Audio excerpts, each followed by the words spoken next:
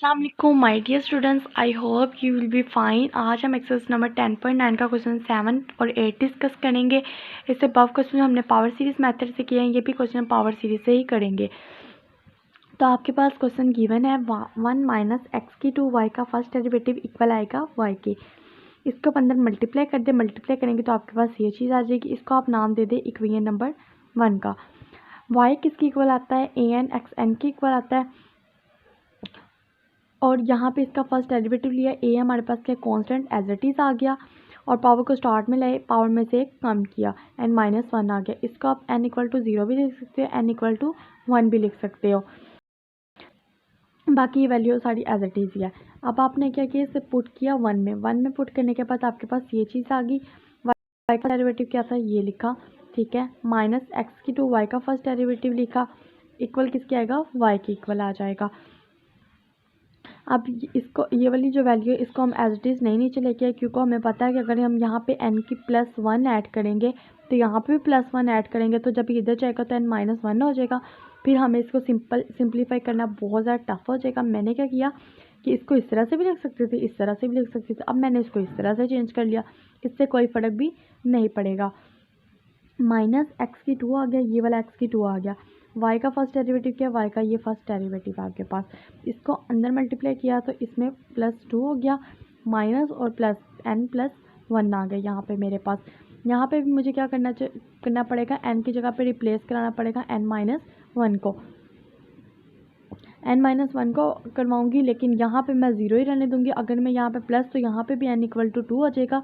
जिस तरह मैंने इससे पीछे वाला क्वेश्चन यानी क्वेश्चन नंबर 6 किया है, तो फिर मुझे यहाँ पे भी 2 से ओपन करना पड़ेगा। 2 से ओपन करने के लिए 0 और 1 पुट करने पड़ेंगे, इसलिए मैंने यहाँ पे 0 ही रहने दिया है। यहाँ पे मैं n की जगह पे n-1 को रिप्लेस कर दूंगी और ये वाली वैल्यू एज इट इज़ नीचे आ जाएगी। n इक्वल किस चीज़ की जरूरत है, n+1 की, तो n+1 मैंने पुट किया। ये +1 था और इधर ये प्लस का था, इधर आके माइनस का हुआ। n किससे अप्रोच करने लग गया, 0+1 आ गया। यहाँ पे n की जगह पे n+1 आ गया, xn आ गया, ये भी xn में कन्वर्ट हो गया। अब यहाँ पे n की जगह पे n-1 को रिप्लेस करवाया, इक्वल है 1 के ऊपर क्या इन्फिनिटी है हमारे पास, n-1 और x के ऊपर क्या आ जाएगा, प्लस का -1, प्लस और माइनस आपस में कटिंग xn आ जाएगा। इक्वल किसके आएगा, n=0, an और xn आ जाएगा यहाँ पे। अब यहाँ पे हमारे पास 0 है, लेकिन ये 1 से स्टार्ट ले रहा है, तो यहाँ पे भी हम क्या करेंगे, यहाँ पे भी पुट करेंगे। n की जगह पे क्या पुट करेंगे, n किसके इक्वल है, 0 के इक्वल है। यहाँ पे भी पुट करेंगे, n किसके इक्वल है, 0 के इक्वल है। तो यहाँ पे जब मैंने पुट किया इस पूरी वैल्यू में 0 के इक्वल, तो ये क्या आ गया, 0 था यहाँ पे, तो यहाँ पे क्या आ गया, a1 आ गया। यहाँ पे 0 था, 0+1 था, तो यहाँ पे 1 आ गया। x की जगह पे 0 हुआ तो वो भी क्या होता है, 1 ही होता है आपके पास। तो ये a1 आ गया। अब नेक्स्ट क्या है, इसको एज इट इज़ लिख दो, लेकिन अब ये स्टार्ट करेगा n=1 से स्टार्ट करेगा। माइनस n=0 इन्फिनिटी आ जाएगा। यहाँ पे n-1 था, an-1 xn, इसको एज इट इज़ रखेंगे क्योंकि ये ऑलरेडी n=1 से स्टार्ट ले रहा था। अब यहाँ पे n की जगह पे किस चीज़ की जरूरत है, n=0 पुट करेंगे, तो a की जगह पे क्या आ जाएगा, 0 आ जाएगा। और xn किसके, 0 x की पावर 0 किसके इक्वल आता है, हमेशा 1 के इक्वल आता है। आप चाहो तो साइड पे मेंशन भी कर दो। और अब ये किससे अप्रोच करेगा, n=1 से हो जाएगा। कंपेयर करेंगे कोफिशिएंट्स को, सबसे पहले कांस्टेंट कौन से a1 और a0। a1 किसके इक्वल आएगा, a0 के इक्वल आएगा। xn वाले कोफिशिएंट्स आपके पास कौन से हैं, an+1 है और n+1 है, -n-1 आ जाएगा। और an-1 इक्वलेंट किसके आएगा, an के इक्वल आ जाएगा। और n क्या है, n is greater than equivalent to 1 है, क्योंकि हमने कहाँ से स्टार्ट लिया था, 1 से। तो अब हम क्या पुट करेंगे, 1 2 3 4 5 जो भी है सीरीज़ बनाने के लिए, जहाँ मर्जी तक आप वैल्यूज़ पुट कर सकते हो। बस आपके पास 3-4 वैल्यूज़ लाजमी आनी चाहिए।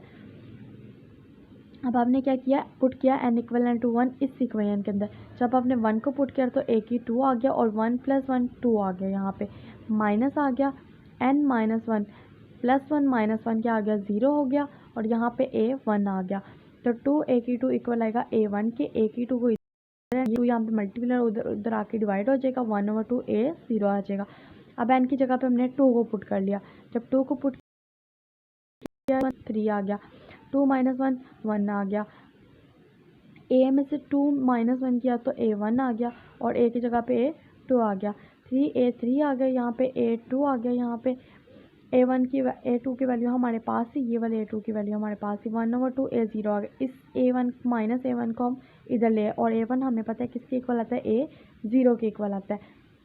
A1 2 दोनों की वैल्यूज़ को पुट किया, यहाँ पे इसका एलसीएम मेरा 2 और +1 3A0/2 आ गया। ये 3 को इधर लेंगे, 3 से कटिंग हो जाएगा, या डायरेक्ट कर ले 3 से कटिंग। A3 किसके इक्वल आ जाएगा, 1/2 A0 के इक्वल आ जाएगा।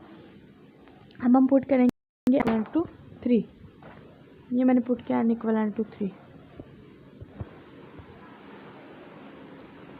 तो 4A4 आ गई, ये 2 इस 2 से कटे, A2 और A3 दोनों की मैंने यहाँ पे वैल्यू लगाई। इस वाली वैल्यू की भी उधर ले जाऊँगी, 2 और +1 3A0 इक्वल डिवाइडेड बाई 2 आ गई। इस 4 को भी इधर ले जाए, 4 2 = 8 आ जाएगा, 3/8 A0 आ जाएगा। वाई ये पूरी सीरीज़ है हमारे पास।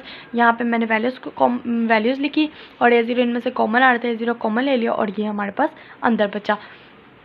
ये आपका रिक्वायर्ड आंसर। नेक्स्ट है क्वेश्चन नंबर 8। एक्स वाई का first derivative -x+2 y equal आएगा -2x⁴ -2x आ जाएगा।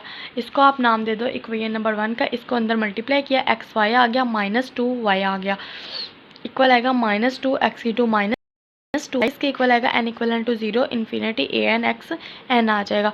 y का फर्स्ट डेरिवेटिव को आप इस तरह से भी लिख सकते हो और इस तरह से भी लिख सकते हो। अब आपने इसे पुट करना है 1 में, तो 1 बिकम्स x आ गया, y का फर्स्ट डेरिवेटिव यानी ये चीज़ आ गई, -x y की वैल्यू आ गई -2 और y की यहाँ पे भी वैल्यूज़ आ गई, इक्वल क्या आएगा -2x⁴ -2x आ जाएगा। यहाँ पे हमारे पास n = 0 an आ गया और ये हमारे पास प्लस का 1 था, ये हमारे पास माइनस का 1 था। +1 और -1 कनेक्टिंग हो जाएंगे तो xn आ जाएगा, minus an as it is आ जाएगा, xn है यहाँ पे हमारे पास और ये बाहर वाला xn +1 an आ जाएगा, -2n = 0 an और xn आ जाएगा। ये वाली वैल्यू एज इट इज़ आ जाएगी आपके पास।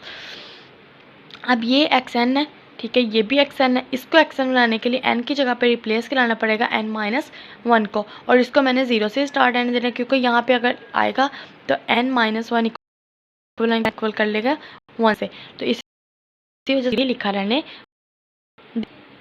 और इसको रिप्लेस करवाएंगे तो हमारे पास ये चीज़ आ जाएगी। ये वाली वैल्यू एज इट इज़ आ गई, यहाँ पे 1 आ गया और n-1, और ये वाली सारी वैल्यू एज इट इज़ आ गई। अब ये 1 से स्टार्ट हो रहा है तो इसको भी मस्ट 1 से स्टार्ट करो और इसको भी 1 से स्टार्ट लेना चाहिए। तो यहाँ पे मैंने क्या किया, इसकी जगह पे 0 पुट किया, पुट n = 0। अब अगर मैं सिर्फ एक ही एलिमेंट इसमें पुट करूँ, यानी सिर्फ रखूँ कि n = 0, तो इसकी सीरीज़ बनाना और इसमें से कोफिशिएंट्स यानी A1 A2 A3 की वैल्यू निकालना मुश्किल है, तो मैंने इसको 1-2 कोफिशिएंट्स तक खोल दिया। आप चाहो तो इसको उतना ही रहने दो, चाहो तो खोल के लिख लो, इससे कोई फ़र्क नहीं पड़ता है आंसर में। वैसे भी आपका मेथड ठीक होना चाहिए, क्वेश्चन के आंसर मैच होना लाजमी नहीं है।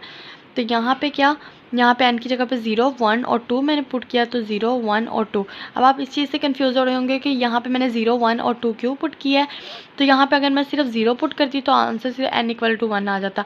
उस तरह से भी सिंप्लीफाई करके ईजी हो जाना था, लेकिन इस तरह जिस तरह मैंने खोल के लिख लिया, आपके साथ कोफिशिएंट्स को कंपेयर करना ईजी हो, क्योंकि ये बाहर वाले कोफिशिएंट्स को मैंने देखते हुए अंदर वाले कोफिशिएंट्स मैंने थोड़े खोल दिए। यहाँ पे x की सबसे बड़ी पावर थी x⁴, तो मैंने इसको 2 तक खोल दिया। और नेक्स्ट ये कहाँ से अब स्टार्ट होगा, n = 3 से स्टार्ट हो जाएगा। यहाँ पे भी n 0 पुट करेंगे, 1 2 वगैरह पुट करेंगे, और ये भी किससे अप्रोच करना शुरू कर देगा, 3 से पुट करना स्टार्ट कर देगा। और अब यहाँ पे पुट किया, एक ही जगह पे 0 आ गया, xn 0 1 के इक्वल आता है, फिर 1 पुट किया, फिर 2 पुट किया, ये भी कहाँ से स्टार्ट लेगा, n = 3 -2x⁴ -2x आ जाएगा। अब कोफिशिएंट्स को कंपेयर करेंगे। सबसे पहले कॉन्स्टेंट्स हमारे पास कौन कौन से है, -2 A0 ही है, और इक्वल किसके, 0 के इक्वल है, तो A0 किसके इक्वल आ जाएगा, 1 के इक्वल आ जाएगा। x के कोफिशिएंट्स कौन कौन से हैं, ये x का कोफिशिएंट्स है, ये भी x का कोफिशिएंट है, ये भी x का कोफिशिएंट है, और ये x का कोफिशिएंट्स है।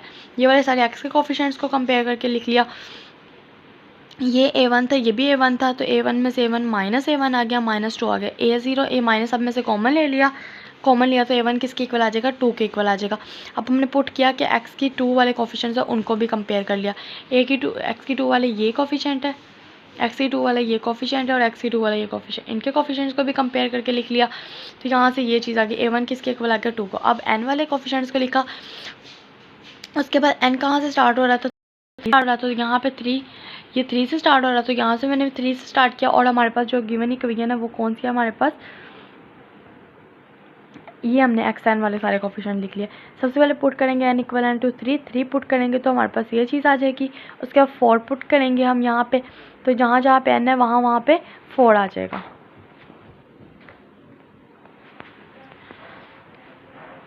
a फॉर 1/2 a की 3 आ जाएगा, तो a 5 पुट कर लिया इसी तरह मैंने, तो 1/6 a की 2 आ गया। जितने भी हमने एलिमेंट्स अभी a1 a2 a3 निकाले वो सब की वैल्यूज़ पकड़ कर हम यहाँ पे पुट कर देंगे। पुट करने के बाद हमारे पास ये रिक्वायर्ड चीज़ आ जाएगी आपके पास, इसमें से 2x साइड पे कर देंगे और इन सब में से क्या चीज़ कॉमन आ रही थी, a की 2 कॉमन आ रहा था और x की 2, क्योंकि यहाँ पे सबसे x की 2 x की 3 बढ़ती चली जा रही थी, तो x की 2 भी अंदर से कॉमन आ रहा था। अब ये आपको पता है ये पूरी सीरीज़ किसके इक्वल आती है, ex के इक्वल आती है। आप चाहो तो क्वेश्चन को यहाँ तक भी कर सकते हो, चाहो तो इसको आगे इस तरह से भी लिख सकते हो, इससे क्वेश्चन पर कोई फ़र्क नहीं पड़ता। उम्मीद है बच्चों आपको मेरा लेक्चर समझ में आ गया होगा। अगर लेक्चर समझ में कोई भी मसला हो तो कमेंट बॉक्स में ज़रूर बताइएगा। दुआओं में याद रखिएगा। अल्लाह हाफ़िज़।